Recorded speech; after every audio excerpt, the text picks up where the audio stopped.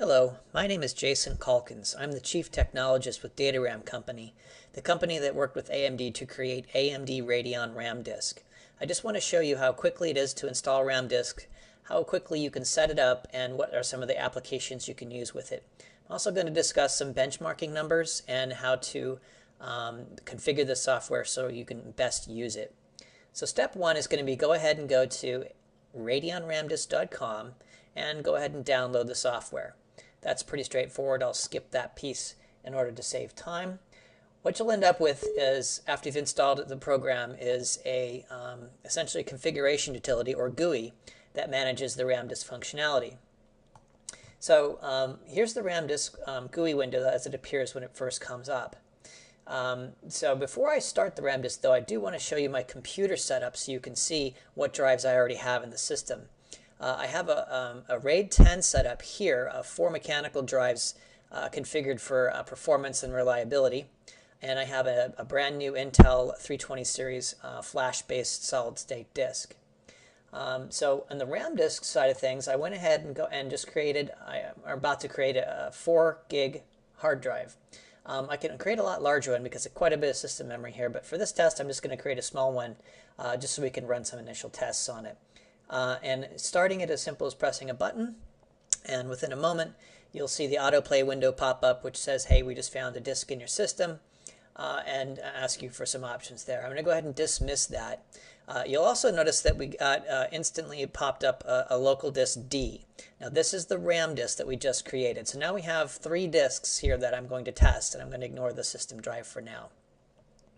So what I want to do is just run through the numbers, the raw performance numbers with you, and then I'm going to answer some simple common questions that come up when people use RAM disk. So I used Crystal Disk Mark, and I just ran some basic tests. So we're starting off with the E drive, which is the RAID drive. Again, it's 4 mechanical disks and a RAID 10 configuration. And you'll see the sequential numbers are pretty good in the hundreds of megabytes per second, which is what you'd expect. As you change to smaller block sizes and start to make it more random, you'll see the performance drops off considerably. And what's important here is this number, this 4K number, is fairly important because that's the most common block size that Windows uses during normal operations. All right, so these are the numbers that we're getting off our mechanical array. Let's have a look at what we get off of the SSD. Okay, so now we're looking at the Intel 320 series SSD, the F drive.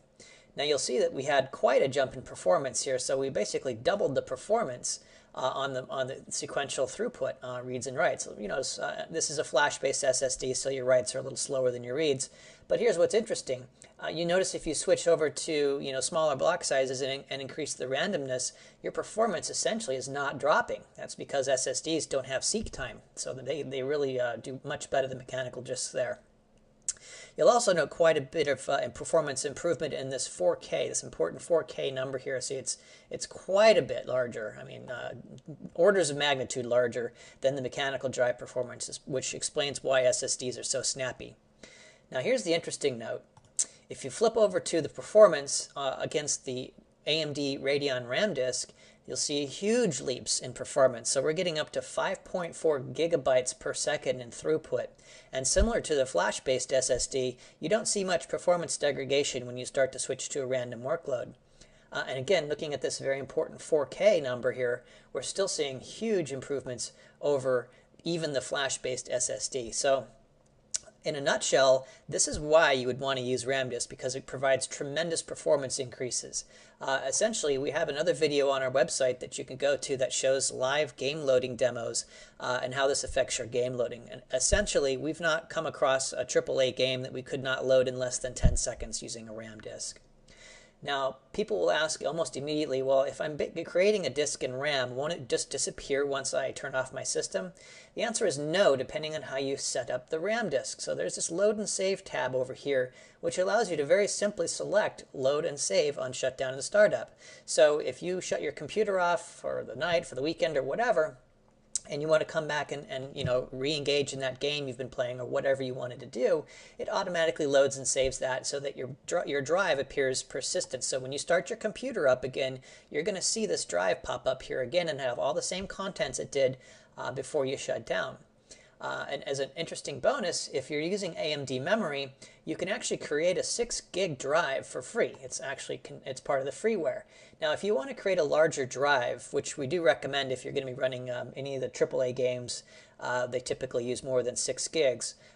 You probably want to make sure you have enough memory, so we recommend 8 to 16, maybe even 32 gigs of memory, and then getting the unlimited version of RAM disk, which is $18.99 at the web store.